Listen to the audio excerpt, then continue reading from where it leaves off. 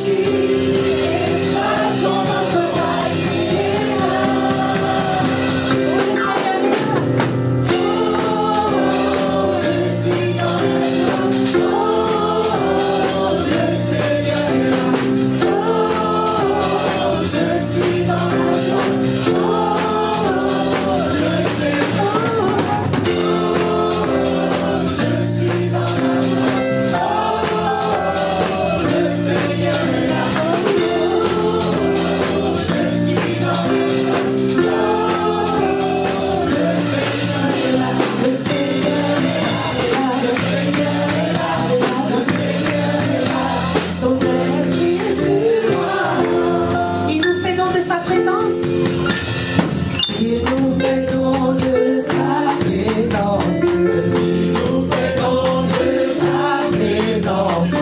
Il te fait don de sa présence. Il te fait don de sa présence. Il te fait don de sa présence. Alors il faut le louer de sa présence. Il nous fait don de sa présence. Dans le peuple lourd, LVH te loue, son esprit descend sur nous, son esprit descend, nos yeux, rafraîchis, exalte notre roi, il est là. Oh, je suis dans la joie, je suis dans la joie, le Seigneur est là. Je suis dans la joie, le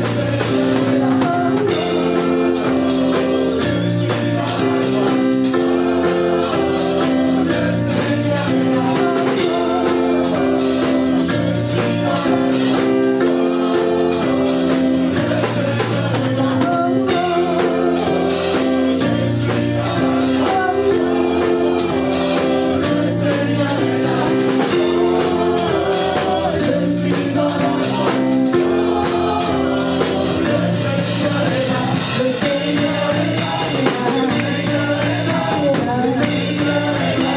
Son esprit sur moi. Oh, je suis dans la joie.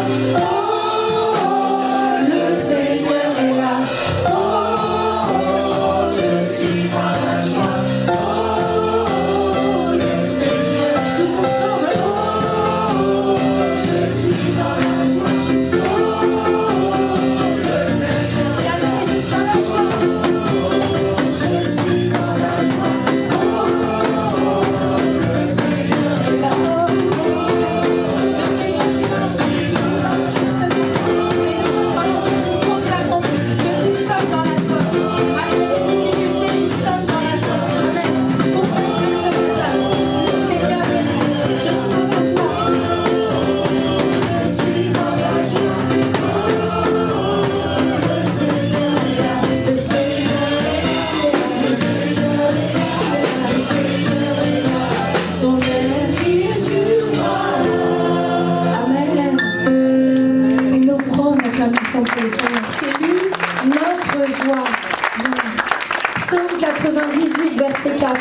Poussez vers l'Éternel des cris de joie. Poussez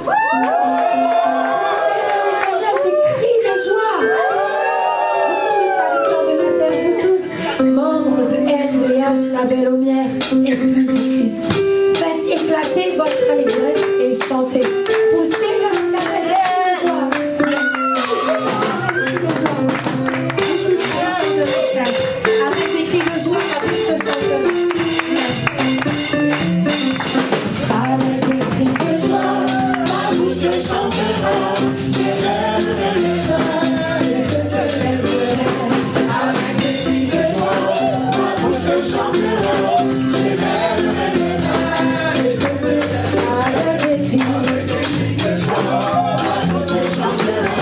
J'élèverai les mains et te célébrerai. Avec des cris de joie, ma bouche te chantera. J'élèverai les mains et je sais, avec des cris de joie, ma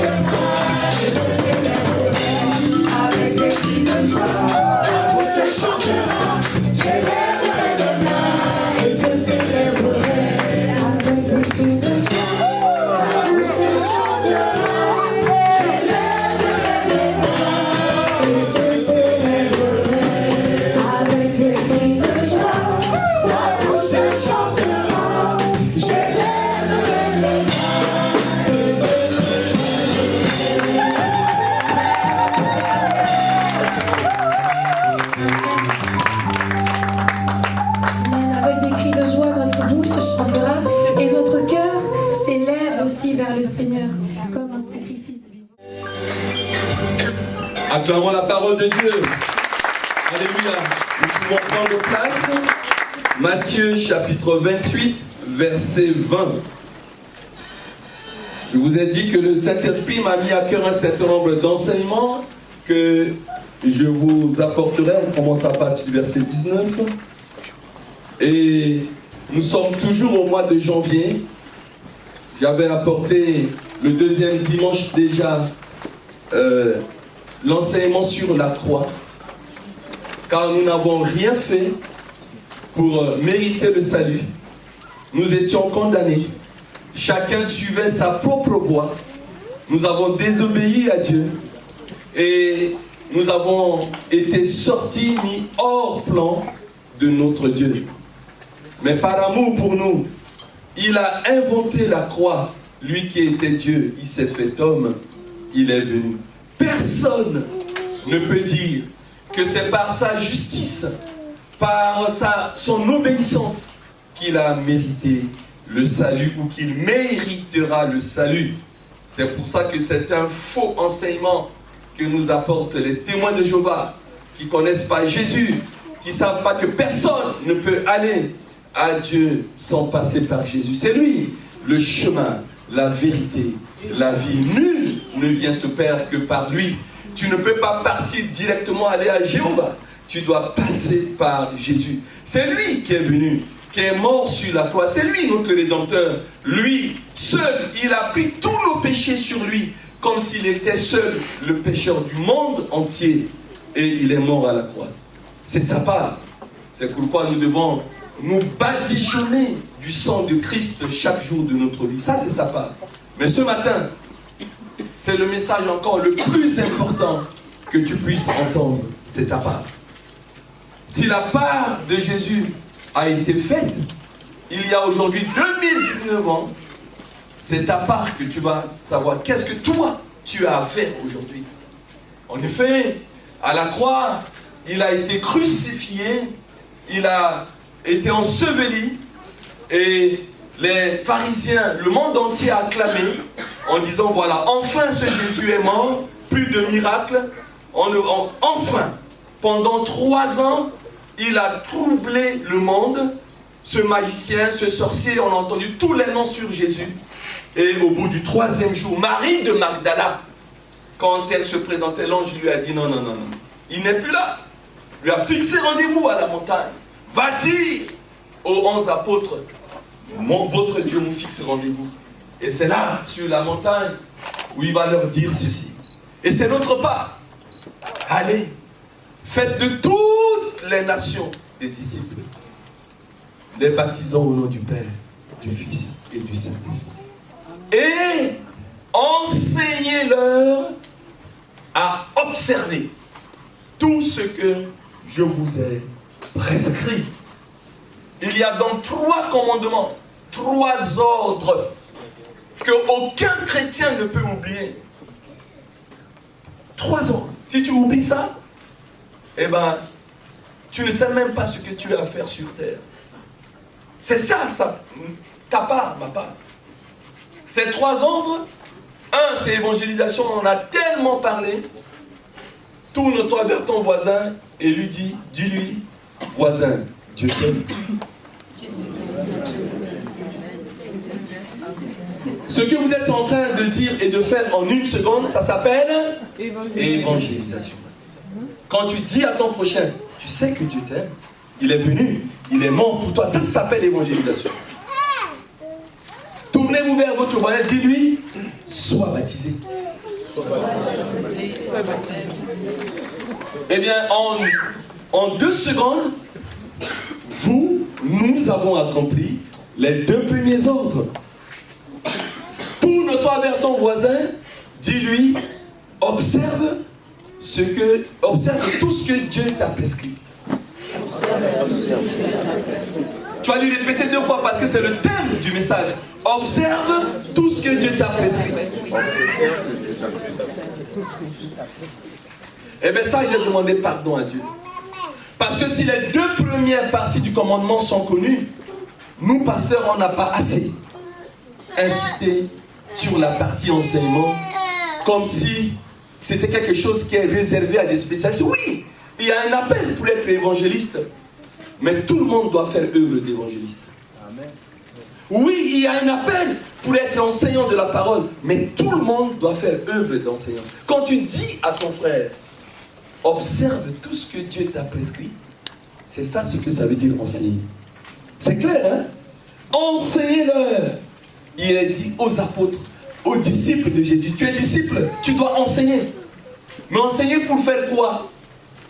Pour faire de la théologie, théos, logos, un discours sur Dieu, apprendre toute l'archéologie théologique? Non.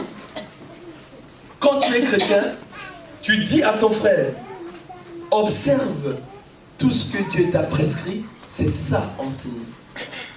Il n'y a que deux mots à retenir. Il y a observer et puis il y a tout. Observer et tout. L'observance, le fait d'obéir et d'appliquer. C'est tellement important. Et la plus grande victoire aujourd'hui du diable porte sur le troisième commandement. Porte sur le troisième commandement. Moi, je viens d'un pays où il n'y a aucune difficulté à évangéliser. Je dis bien aucune. Aucune. Je peux venir sans micro. Je me mets là sur le marché et dis alléluia, Dieu vous aime, Dieu vous aime, Dieu vous aime. C'est lui qui t'a crié. Venez, venez à Jésus, venez à Jésus, recevez Jésus. 2, 4, 10, 15, 20, 30, 40, 50, 60, etc. Tout de suite, il y a du monde. Les plus petites églises dans mon pays, c'est 1000 membres. Moi, je suis né dans une église où il y a 6000 membres. C'est pas un problème. Mais n'a pas baptisé. Quand je me baptisais, on était 200 ou 250 à être baptisés. C'est pas un problème, ça.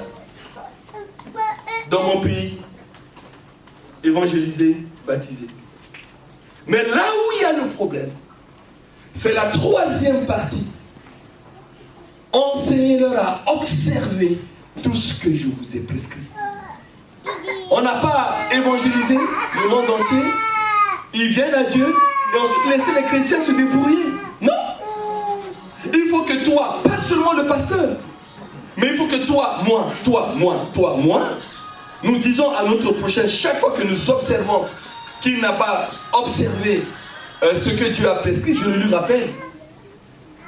C'est extrêmement important. Je n'ai pas autre chose à vous dire que de vous dire cela. Ce n'est pas une option. Hein? Vous savez que la vie aujourd'hui, toute notre vie, tu es en vie là ce matin parce que tu as observé des prescriptions. Les prescriptions de qui? Mais peut-être d'un électricien qui t'a dit ferme ton gaz. Les premiers accidents sont des accidents ménagers, hein, d'origine ménagère. Alors pourquoi vous avez observé cette prescription? Celui qui n'a pas fermé son gaz va non seulement voir son appartement brûler, mais de l'église ici, il va aller au commissariat parce que c'est tout un immeuble qui va brûler. Hein.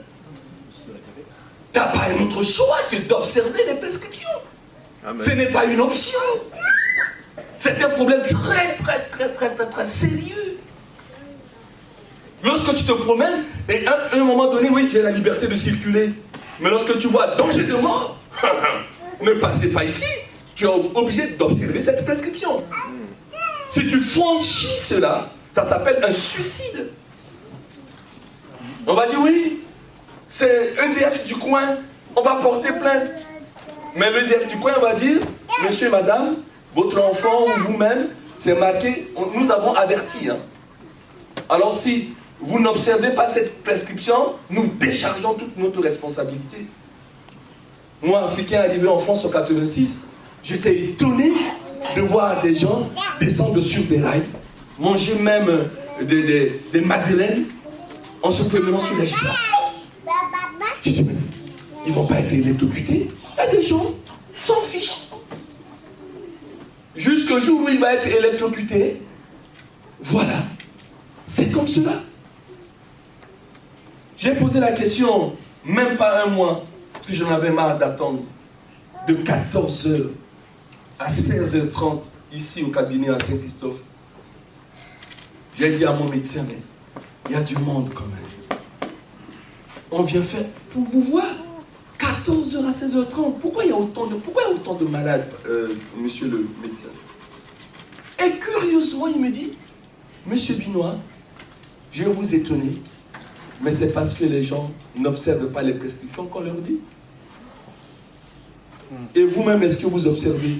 J'ai dit, si ma femme est là, elle aurait rigolé parce que moi, je suis malade, on me prescrit quelque chose pour 15 jours, je fais obéir les 2 premiers jours, dès que je sens que je n'ai plus de douleur, j'abandonne. Et je n'observe pas. Il a dit, mais voilà, les causes récidivantes, il va y avoir une récidive, etc. Parce qu'on soigne quelqu'un, il vient là, il y a la gastro, il y a ceci, on dit c'est viral, on donne quelque chose, mais les gens n'obéissent pas. Ils ne prennent pas. Ou il y a des contre-indications. On dit prends pas l'alcool avec, ou prends pas ceci avec, mais personne n'y obéit. Et si bien que les mêmes personnes qui viennent, je leur prescris combien de fois les choses. Voilà.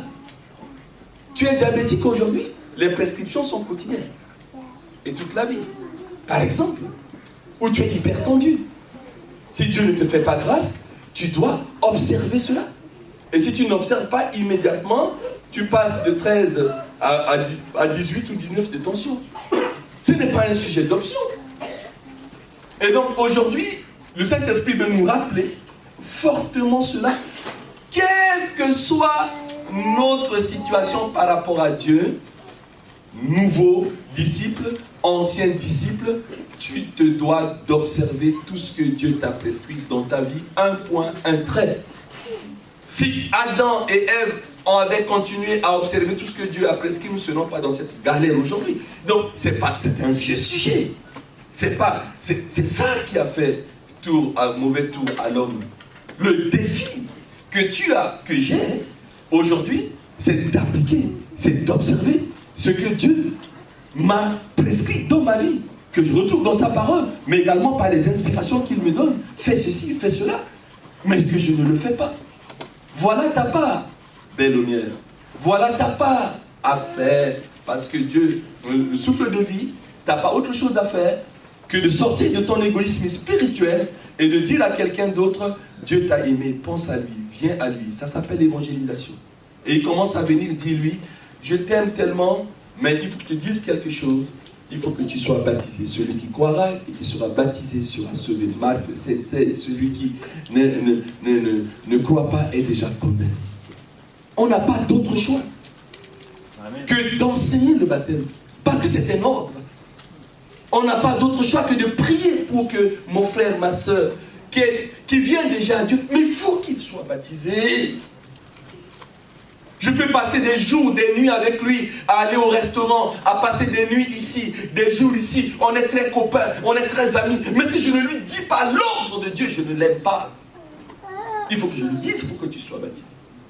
Parce que c'est un ordre. Et une fois qu'il est baptisé, mon travail ne finit pas, son travail ne finit pas.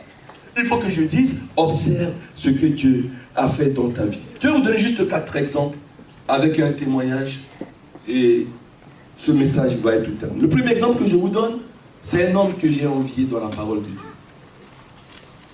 En dehors de cet homme, moi Dieu m'a fait donc, j'envie personne dans ma vie. Il n'y a que cet homme. Il s'appelle Moïse. Dieu lui parle bouche à bouche comme un homme parle à son ami. Regardons la Bible, hein? Qui encore Dieu a parlé bouche à bouche. Le ciel s'ouvre aujourd'hui, j'entends Dieu, je vais me mettre à fuir. Parle pas bouche à bouche. Mais cet homme, Dieu lui parle bouche à bouche. Il a appelé dans le buisson ardent pour délivrer les enfants d'Israël. Avec son bâton, ils ont traversé la mer. Et voilà ce qui va se passer. Ils arrivent, hein, cet homme, eh bien, ils arrivent à Horeb. Et à Horeb, quelque chose va se passer. Le peuple a soif. Et ils vont se mettre à murmurer contre Moïse, Aaron et les anciens. Pourquoi vous nous avez fait sortir d'Égypte, etc. On va mourir ici, il n'y a pas d'eau, on a soif. Et ils ont voulu lapider Moïse. Attention, ceux qui veulent être des pasteurs et des leaders, ce n'est pas toujours un cadeau. Le peuple que vous conduisez peut vous lapider, peut vous critiquer. Vous cherchez querelle, c'est marqué. Le peuple chercha querelle à Moïse. Il querellait Moïse. Ils ont voulu le lapider et Moïse a eu tellement peur, il est allé devant Dieu. Et il a dit, le peuple veut me lapider. Alors que c'est toi qui m'as appelé. Je les ai fait sortir d'Égypte, là où ils souffraient. Ils souffraient. Et ils ont crié à toi. Tu as vu leurs pleurs. Tu as entendu leurs cris. Mais là où nous en sommes là, ils ont oublié tout ça. Ils ont oublié la traversée. Ce qu'ils veulent, c'est de boire de l'eau. Ils ont tout oublié là, Seigneur. Éternel fait quelque chose. Ils ont tout oublié. Leur première et seule préoccupation de l'heure, c'est de boire de l'eau. Alors que ferai-je? Et Dieu va dire, Exode 17:6, tu prends ta verge que tu as étendue pour traverser la mer. Exode 17, verset 6, prends ta verge et tu vas frapper le rocher à Horeb et de l'eau va sortir. C'est ce que Moïse a fait. Voilà, tu frapperas le rocher et il en sortira de l'eau et le peuple boira. Et Moïse fit ainsi aux yeux des anciens d'Israël. Alléluia. Plus tard, on va dans Nombre, chapitre 20, versets 7 à 12. On quitte Horeb pour Mériba. On arrive à Mériba. Le peuple a encore soif. Dans Nombre, chapitre 20, verset 7. Et l'Éternel parla à Moïse et dit, on continue, prends ta verge, parce que là ce qui s'est passé, ils ont recommencé encore à chercher querelle à Moïse, on a soif, on a soif, on a soif. Moïse il prend Aaron, ils vont dire à Dieu, ils ont recommencé. Et là il y a la Shekinah, la gloire de Dieu qui est descendue, avant ce verset. Et pendant que la gloire de Dieu, la Shekinah descendait, Dieu a dit, prends ta verge et convoque l'assemblée, toi et ton frère Aaron. Vous parlerez en leur présence au rocher et il donnera ses eaux. Tu feras sortir pour eux de l'eau du rocher et tu abreuveras l'assemblée de leur bétail. Nous continuons, verset 9. Moïse prit la verge qui était devant l'Éternel comme l'Éternel lui avait ordonné. Verset 10. Moïse et Aaron convoquèrent l'assemblée en face du rocher et Moïse leur dit, écoutez donc, rebelles, est-ce de ce rocher que nous vous... Puis Moïse leva la main.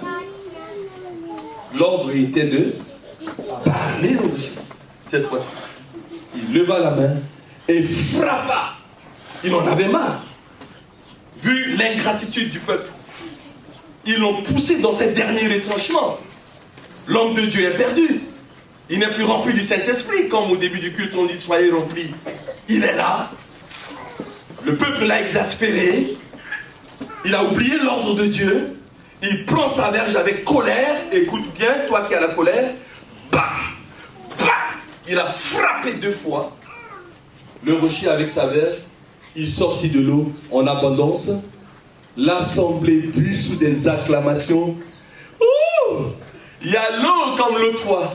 Ils ont donné 20 sur 20 à Moïse. Ils n'ont pas, papa te lapider, tu es un bon pasteur.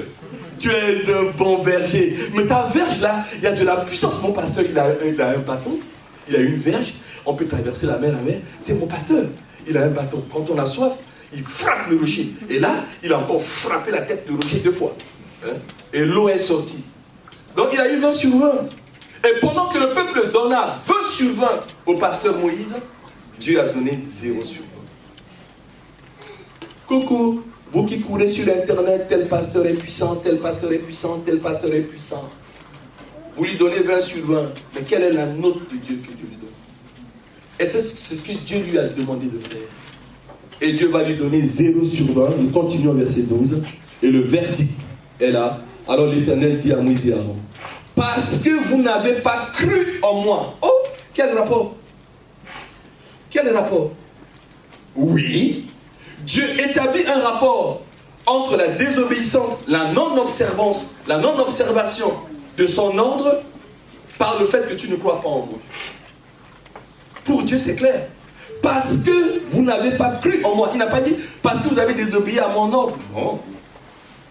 Parce que vous n'avez pas cru en moi, pour me sanctifier aux yeux des enfants d'Israël, vous ne ferez point entrer cette assemblée dans le pays que je lui donne. C'est fatal. Hein? Alors ça ne sert à rien de quitter l'Égypte, de traverser la mer, de voir les Égyptiens engloutis, et personne ne peut aller voir la terre promise. Juste à cause de ça, nous les humains là, on va dire mais Dieu, il est quand même exigeant. Avec tout ce que Moïse a fait pour Dieu là. Juste frappé. Et il a été aussi sanctionné. Mais pour Dieu c'est grave. Pour l'EDF c'est grave quand tu franchis un lieu marqué danger. C'est très très grave. Le diable nous dit actuellement, oh, personne n'est saint. On peut désobéir comme on veut. Mais voilà le piège. S'il y a quelque chose que tu dois retenir, c'est extrêmement dangereux pour moi, pour toi, lorsqu'on n'obéit pas à l'autre. Extrêmement dangereux. Amen. Extrêmement dangereux. Et là, on le voit très bien. Personne n'est allé à la terre promise, si ce n'est que Josué et tous les enfants qui sont nés dans le désert, qui ont vu la terre promise. Hein. Mais toute cette génération, non.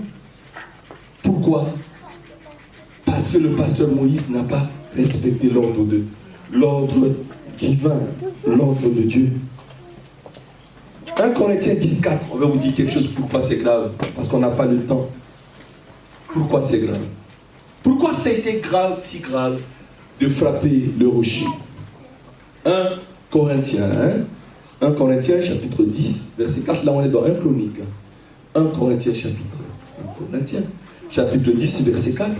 C'est Paul qui enseigne les Corinthiens et il va leur dire quelque chose. Et il leur dit que le rocher, voilà, et qu'ils ont tous bu le même breuvage spirituel, car ils buvaient à un rocher spirituel qui les suivait, et ce rocher était Christ. Vous voyez? Ça veut dire que quand Dieu a demandé à Moïse pour la première fois de frapper, c'est une préfiguration de la croix. Jésus allait être frappé, rué de coups, etc. Mais cette fois-ci, puisque l'Ancien Testament c'est l'ordre des choses à venir, parle au rocher. C'est-à-dire que quiconque, comme la Samaritaine, Jean chapitre 4, n'importe qui, celui qui a soif, il vient au rocher. Il va dire à Jésus, j'ai soif. Il ne va pas frapper Jésus.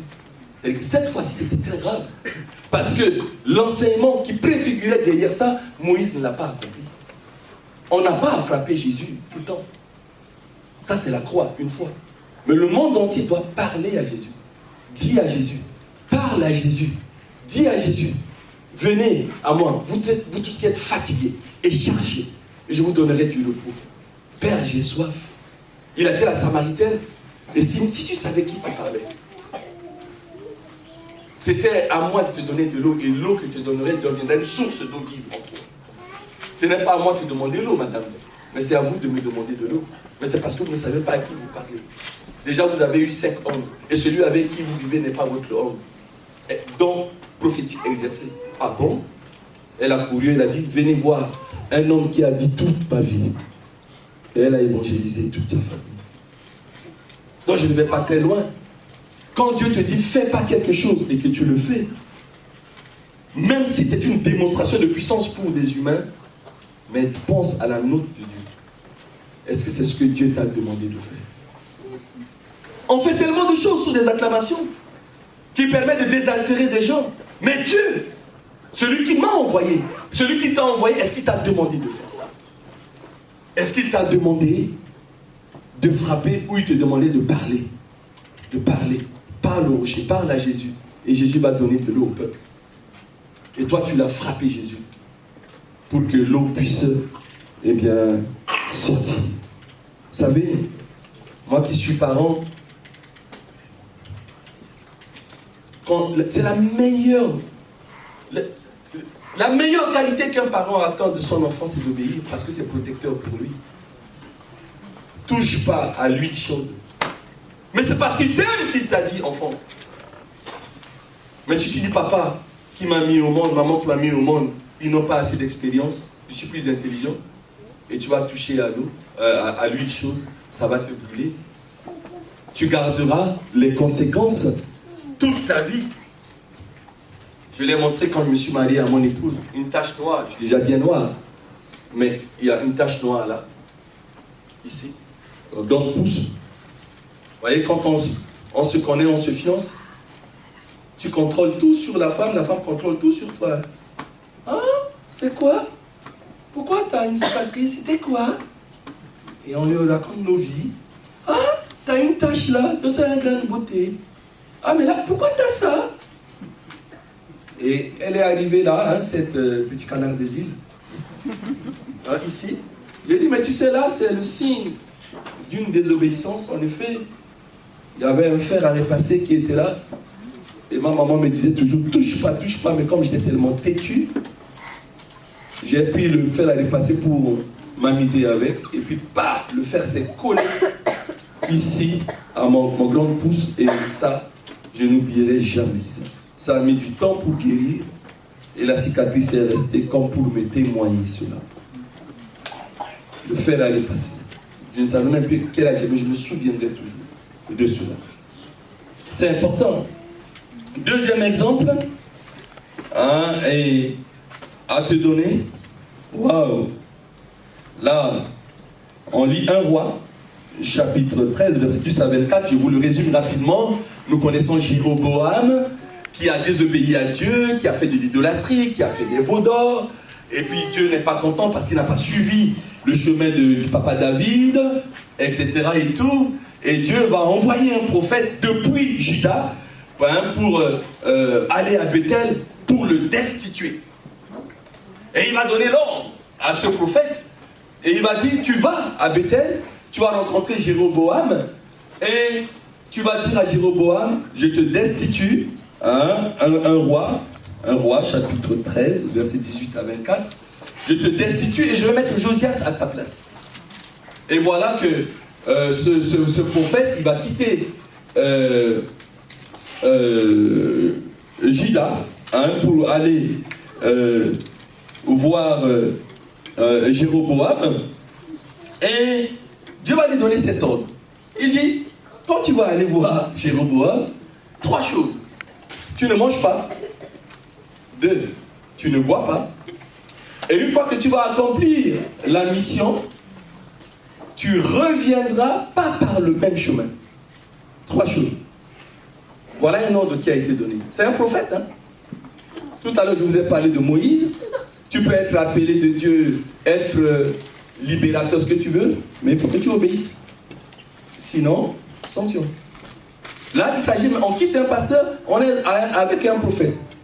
Et voilà que 13, verset 18. Hein, 1 Roi 13, verset 18.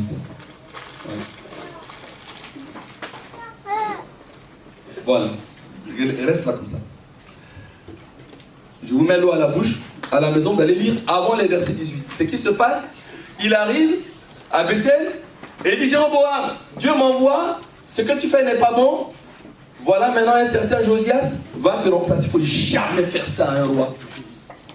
Un président de la République aujourd'hui, quand il connaît un de ses adversaires, il est capable de le tuer. Il va tout faire. Les présidents n'aiment que des gens qui ne seront pas candidats aux élections. Si tu es candidat aux élections, il cherche à se prendre sa place, il peut te tuer. Et là, quelqu'un vient dire, fût-il pasteur, fût-il prophète, tu ne seras plus roi, c'est un certain Josias. Mais il n'a même pas encore terminé dans les versets qui ont précédé. Regardez-moi, Jéroboam fait ça. Quand il était en train de dire, c'est Josias qui va te remplir, il a dit, arrêtez-le! Arrêtez-moi ce prophète! Et au moment où il dit ça, il veut ramener sa main, suivez. Sa main est bloquée, est devenue sèche. Et donc il a dit, non, ne l'arrêtez pas! Prophète, priez pour moi! J'arrive pas! J'arrive pas à ramener ma main. Priez pour moi, laissez-le. Priez pour moi. La main du roi est restée comme ça. Et le prophète a prié pour lui. Il a compris que c'est un homme qui a une puissance, hein, une force tranquille. On ne peut pas l'atteindre. Il a dit, j'ai accompli ce que Dieu m'a dit. Je vais retourner. Et le roi lui dit, non. Venez à la maison, vous allez manger avec moi. Mais c'est une belle invitation. Aller manger à la table d'Élisabeth II à Londres, ou de Macron, ou de je ne sais de quel roi, c'est une bonne chose. Et le prophète, il dit ceci, hein, même si vous me donnez la moitié de votre pays, je n'accepterai pas. Parce que l'ordre que j'ai reçu, c'est de ni manger, ni boire, et de ne pas retourner par le même chemin. Waouh! Mais lui, il n'a pas besoin de cet enseignement ce matin. Et il retourne. Pendant ce temps, il y avait des enfants qui étaient là, et leur père est aussi prophète. Ils sont allés dire à papa, mais on a vu un de tes collègues, mais lui, il est désintéressé, il n'est pas matérialiste. Il a fait une démonstration, la main du roi est restée comme ça. Non, papa, il faut que tu le connaisses. Et le prophète a dit, mais il a pris quel chemin? On lui a dit, non, il a pris le boulevard de l'Oise. Pourtant, il est venu par boulevard de la Viole. Mais il rentre par boulevard de l'Oise. Il a scellé son âne. Et il poursuit. Et il arrive. Le prophète qui obéissait là, il était fatigué, il était sous une espèce de térébinthe. Et le vieux prophète là, il lui dit, moi aussi je suis prophète comme toi. Et un ange m'a parlé de la part de l'Éternel. Elle m'a dit de venir te ramener avec moi dans ma maison, et que tu manges du pain et tu boives de l'eau. En fait, il lui mentait pour savoir si c'est vraiment un homme de Dieu qui respecte Dieu. Parce que c'est spectaculaire sa démonstration. Et ce prophète voulait le tester pour savoir est-ce que c'est un vrai homme de Dieu. Oui, il faut tester les hommes de Dieu. Hein? Et voir s'ils sont vraiment hommes de Dieu. Hein? Tout ce qui brille n'est pas de l'or. Attention! Il a fait une démonstration, il a impressionné mes enfants, je viens le tester. Donc je vais voir s'il ne va pas manger. Il ne lui a pas dit, mes enfants m'ont dit que tu as dit au roi que tu ne mangeais pas, tu ne buvais pas. Non! Il lui mentait. On continue. Verset 19. L'homme de Dieu retourna avec lui et il mangea du pain et but de l'eau dans sa maison. Pourquoi? Parce qu'il a dit, un ange m'a dit. Moi aussi je suis prophète comme toi. Un ange m'a dit que tu peux manger. Donc tu reviens. Et comme le monsieur avait faim, il a soif. Hein, vous savez, il a fait aller-retour. Hein. C'est pour ça qu'il était sous le térébinthe, il était fatigué. Le diable, il est lâche, il vient te tromper que lorsque, voilà, tu as jeûné, etc., comme Jésus, il va aller, voilà, transforme ses pierres en pain. Hein. Donc comme il avait la dalle, comme on dit trivialement, et il y a un ange qui m'a dit, viens, tu vas manger. Et il retourne, il mangea du pain et but de l'eau dans sa maison. On continue. Comme ils étaient assis à table, la parole de l'Éternel fut adressée au prophète qui l'avait ramené. On continue, verset 21. Et il cria à l'homme de Dieu qui était venu de Juda. Ainsi parle l'Éternel, parce que tu as été rebelle à l'ordre de l'Éternel et que tu n'as pas observé le commandement que l'Éternel ton Dieu t'avait donné. Parce que tu es retourné et que tu as mangé du pain et bu de l'eau, ce que tu as refusé à la table du roi, dans le lieu dont il t'avait dit. Tu n'y mangeras point de pain, tu n'y boiras point d'eau, ton cadavre n'entrera pas dans le sépulcre de tes pères, et vous pourrez continuer le reste de la lecture. Et j'attire votre attention au verset 30. On l'appelle, il est surnommé Monsieur Hélas. Parce que le lion l'a tué. Et quand les gens viennent le voir, ils disent, oh là là, hélas. Hélas les hommes de Dieu. Aujourd'hui, ils n'obéissent plus à l'ordre de Dieu. Je me rappelle quand nous étions en mission, le grand docteur en théologie qui était là, qui était respecté de tout le monde, paix à son âme maintenant, on lui a dit, mais nous on vient de France. Vous enseignez les pasteurs, vous formez les pasteurs en théologie. Quel conseil pouvez-vous nous donner, mon docteur? Il m'a regardé et il a dit, Josué, j'ai eu le bac C. Je connaissais les maths comme tout le monde.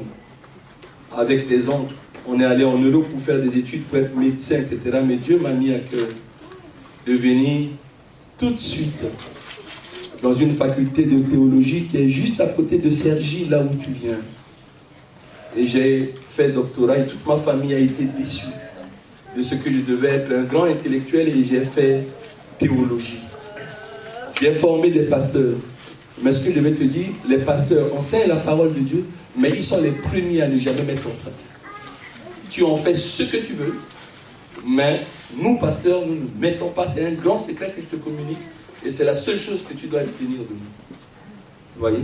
Monsieur Hénas. Et il s'est fait avoir, ce monsieur. Troisième, avant-dernier exemple, on le connaît, 1 Samuel chapitre 15, verset 13 à 24. Là, on ne va pas le lire. Lisez à la maison, 1 Samuel 15, verset 13 à 24.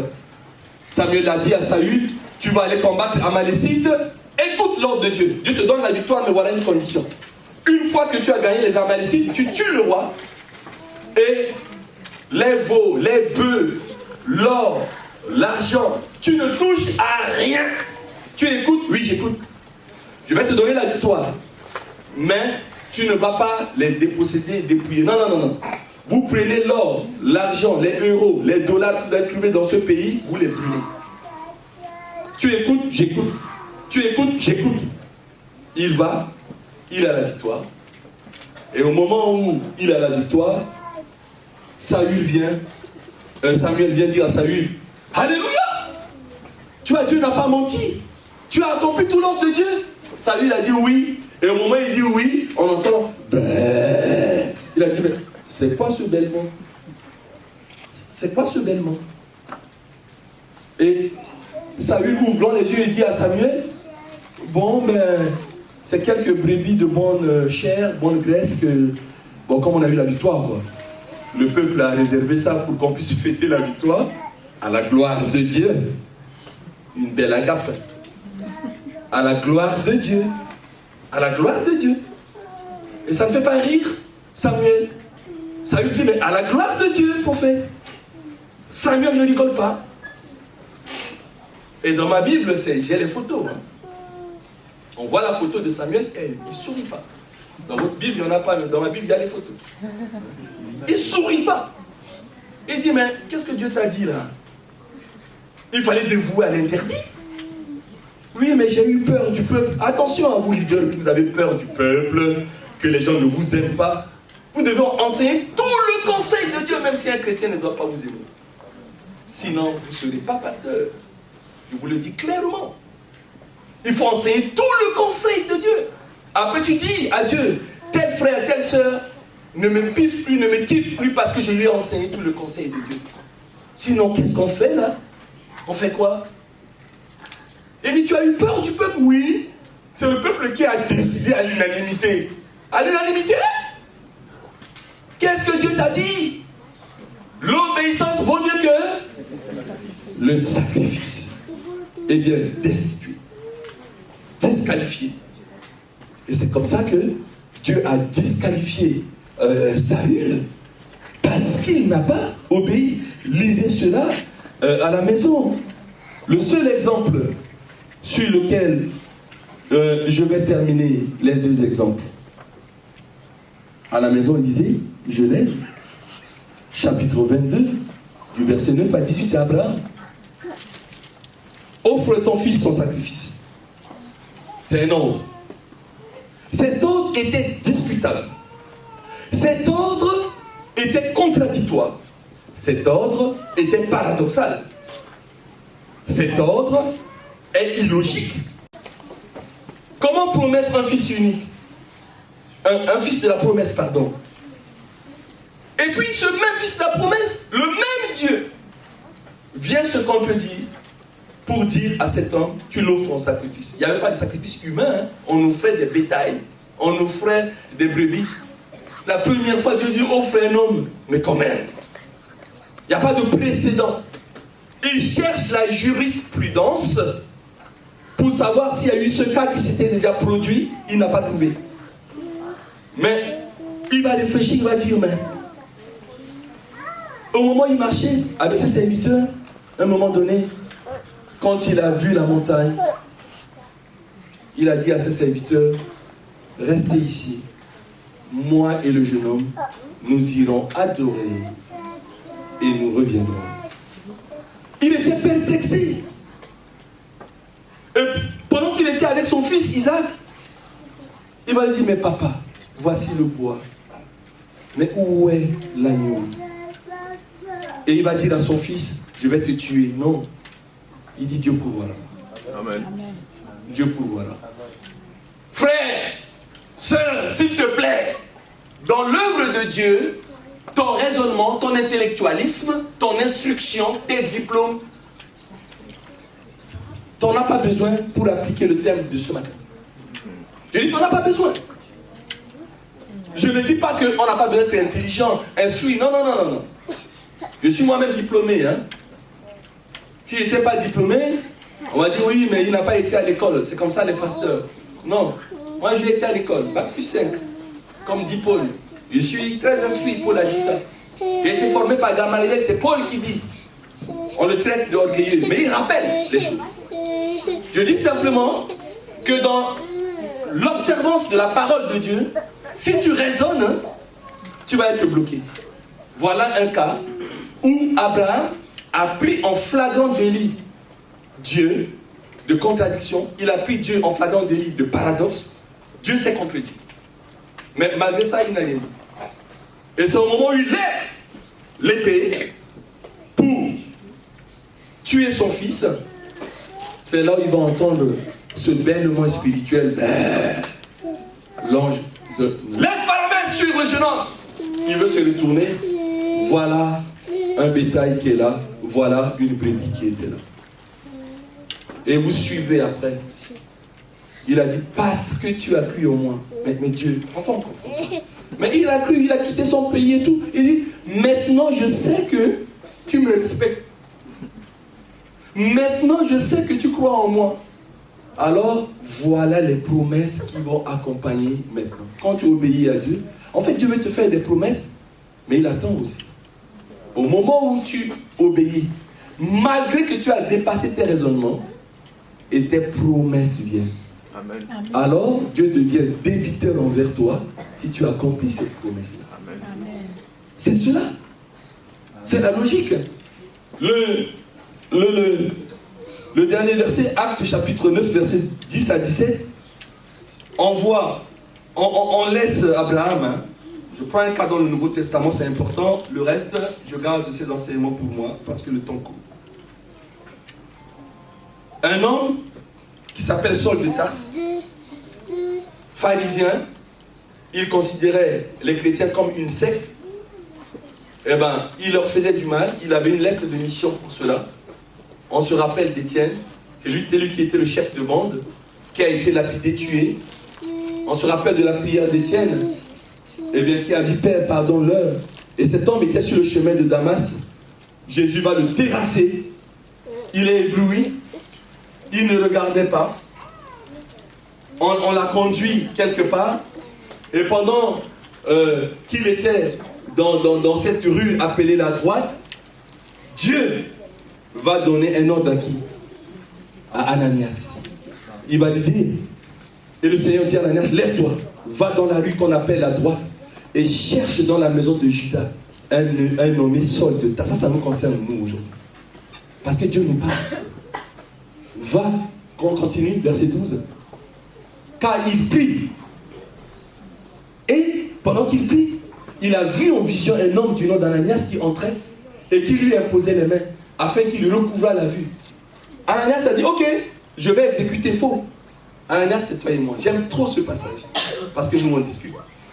Ananias répondit à Dieu, Seigneur, mais j'ai appris de plusieurs personnes, pas d'une personne, tout le mal que cet homme a fait à tes saints dans Jérusalem. Nous continuons au verset 14. Et il a ici des pouvoirs de la part des principaux sacrificateurs pour lier tous ceux qui invoquent ton nom. Mais le Seigneur lui dit, le Seigneur lui dit, j'entends tes raisonnements, c'est vrai, tout ce que tu dis est vrai, cet homme est brigand, il est mauvais, il est violent, mais le Seigneur lui dit, va quand même, exécute cet ordre. Car cet homme est un instrument que j'ai choisi pour porter mon nom devant les nations, devant les rois, devant les fils d'Israël. Verset 16. Et je lui montrerai tout ce qu'il doit souffrir et ce qui m'a touché. Lorsqu'Ananias est arrivé chez ce monsieur, il lui a dit, Saul, mon frère. Mon frère. Ça m'a beaucoup touché. Vous voyez, quand on exécute l'ordre de Dieu, Dieu va me dire, va voir Cory, et je vais dire à Dieu, non, Cory là, Mais voilà tout le mal que j'ai entendu sur cet homme. Et Dieu me dit, va voir Corrie. Parce qu'à partir de maintenant, c'est un instrument de choix. Il va parler au roi. Je ne le vois pas comme les hommes le voient. Justement, tout ce qu'il a été maintenant, il va avoir une autre destinée. Voilà ce qui tue l'homme. On est tellement liés aux réputations fabriquées, concoctées, intriguées. Qu'est-ce que c'est que l'intrigue? C'est une machination secrète pour nuire à quelqu'un.